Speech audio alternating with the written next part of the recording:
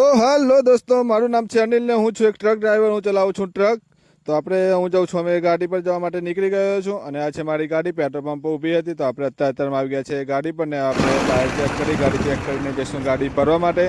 તો વિડીયોને સ્કીપ કર્યા વગર છેલ્લે સુધી જોજો તો તમને બતાવું કે કઈ જવાનું છે, ફેરો ખાલી કરવા માટે કઈથી ભરવાનું છે અને કઈ રીતે ભરવાનું છે. તો આપણે ફાઇનલ ગાડી લઈને નીકળી ગયા છીએ ગાડીમાં ભરવા માટે. ગાડી ડસ્ટ ભરવાનું છે, ડસ્ટમાં લગાવી દીધી.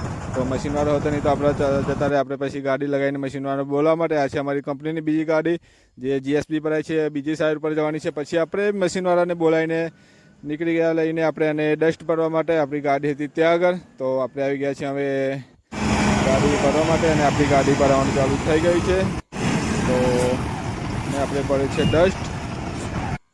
પછી મિત્રો આપણે ગાડી ભરાઈ જાય પછી આપણે કરી લીધું વજન ને વજન છે ઓકે. તો પછી આપણે હવે ડસ્ટ ભર્યું છે એટલે પાણી આપણે ફરજિયાત છાંટવું પડે, કારણ કે ડસ્ટ ઉડે નીચે સાઈડમાંથી બહુ ડસ્ટ ઉડે છે તો પાણી છાંટવું જ પડે. પછી મિત્રો આપણે ગાડી ભરીને નીકળી ગયા પેટ્રોલ પંપે. પેટ્રોલ પંપેથી ભરી લીધું ઠંડુ પાડીને. અહીંથી સિલક આપણે અહીંથી લેવાની હતી તો સિલક બી લઈ લીધી સુપરવાઇઝર જોડેથી. પછી આપણે હવે જઈશું ફેરો ખાલી કરવા માટે અને આપણે જવાનું છે ફેરો ખાલી કરવા માટે આણંદ જવાનું છે, સામરખા આરબીના પ્લાન્ટમાં. તો અને પછી પહોંચી આપણે ડાકોર બ્રિજ ઉપર.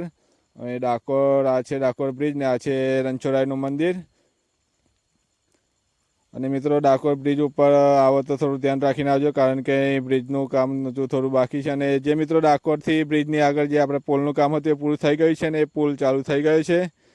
તો પછી આપણે પહોંચી ગયા બાલેજ ચોકડી.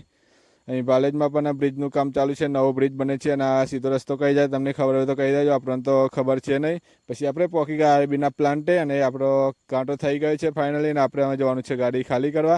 અને આ છે આરબીનો પ્લાન્ટ જે આણંદમાં આવેલો છે, સામરખા ગામમાં. અને આપણે લગાવી દીધી ગાડી ખાલી કરવા માટે અને આપણે ખાલી કરીને જઈશું.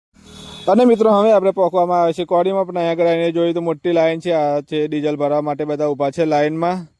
અને મિત્રો પછી આપણે પહોંચી ગયા કોડીમાં. તો આપ જોઈ શકો છો આવી રીતે માઇસની અંદરથી પથ્થર બહાર કાઢવામાં આવે છે. પછી આનું અલગ અલગ મટીરિયલ બનાવવામાં આવે છે. જો આ માઇસ છે. તો અને આપણે આવી ગયા છીએ હવે B2B કોડીમાં ભરવા માટે.